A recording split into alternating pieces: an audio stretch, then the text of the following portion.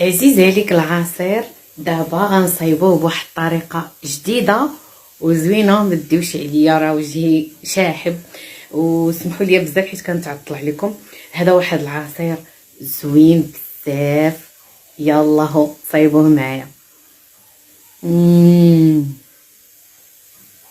هنا كيف ما كتشوفوا معايا عندنا واحد 10 الحبات ديال اللوز بالحساب، وعندنا واحد التمره، وعندنا واحد الحامضه وليمونه.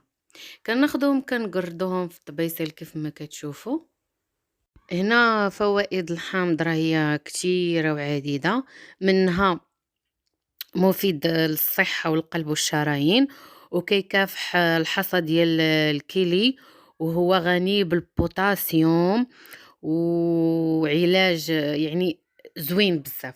كناخدو الحامض كنقطعوه طريفات وكنديروه مع ليمونه كامله، وكنديرو هذيك التميره انا حليت بها، ومعلقه ديال السكر سنيده على حسب الذوق.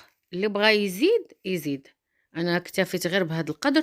ودرت نص لتر ديال الماء، نص لتر ديال الماء يكون بارد في الثلاجه، واخا الجو بارد ضروري يكون بارد.